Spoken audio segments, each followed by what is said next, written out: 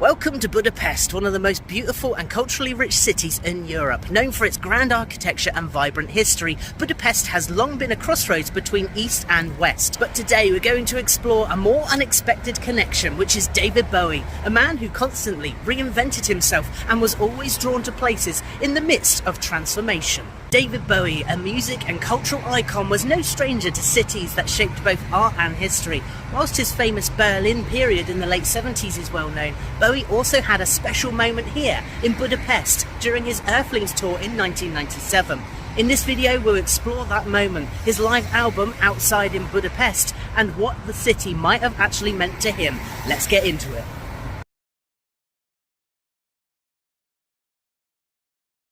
From our location here, we aren't too far away from where David Bowie performed in 1997. The concert in question was a part of his Earthlings tour, a time when Bowie was exploring new musical directions with industrial rock, drum and bass and electronic influences. Though the buildings he performed in no longer stand, Bowie's performance here left an indelible mark on those who attended. For Budapest, a city undergoing rapid change after all of its communism, which we can also find out in another video over on my channel, Bowie's music was a bridge to the global cultural scene.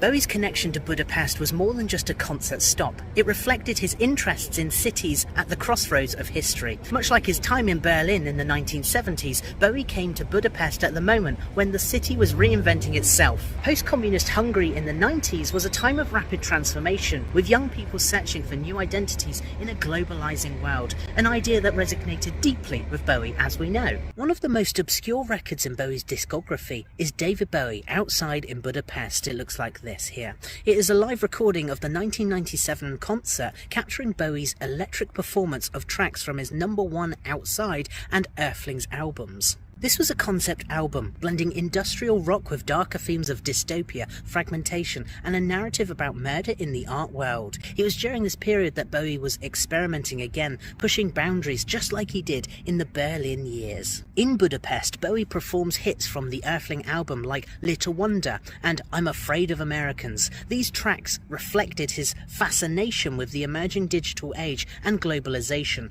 both ideas that fit well with the post-Soviet context like Hungary. In the 1990s, Budapest was a city in the midst of dramatic change. After the fall of communism in 1989, Hungary opened up to the West, and its culture, art and music scenes blossomed. Bowie had long been interested in places undergoing transformation. His famous Berlin trilogy was created in the shadow of the Berlin Wall, a city divided, in flux, and full of artistic experimentation. Budapest in the 1990s shares some of the same energy. Artists, musicians and young people were finding their voices in a society that was reinventing itself after decades of communist rules, where people would literally hide in underground tunnels to discuss topics of which were forbidden around the streets, just like this. They would discuss banned literature and even rebellious music. What's fascinating is that David Bowie always attuned to new trends and was almost obsessed with energy of cities in transition. He was known for wanting to change his scenery quite frequently for this reason. I think Bowie must have felt the same spark when he performed here as he did in Berlin, which would explain why he wanted to record his vinyl in this beautiful place.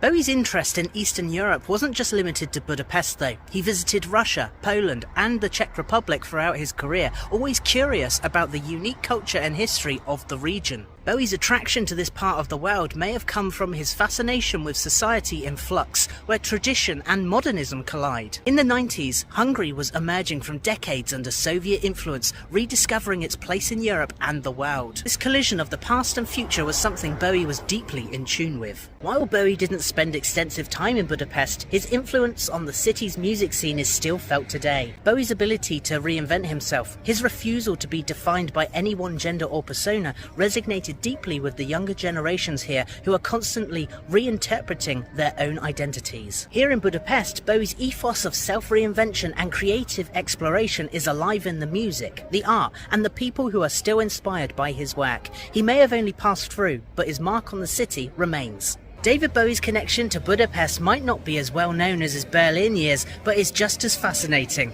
Whether through his 1997 concert, the Outside in Budapest live album, or his curiosity about the world in transition, Bowie's time in Budapest reflects his deep connection to cities in flux, where new ideas, arts and identities are constantly emerging. As a city, Budapest has been at the crossroads of history. Bowie's brief time here is just another chapter in his lifelong journey of self-discovery and reinvention, a journey that still inspires us today. If you got anything from this, then please be sure to like the video so more people get to see it in their algorithm, and subscribe if you want to see more of me exploring the world of David Bowie. If you want to see my other videos on Bowie, you can find the ones that I filmed in Greece and when I explored his connection with Amsterdam. I will link them in the description below. All that's left for me to say is thanks very much for watching, and speak to you very soon in another video, whatever that may be. Cheers.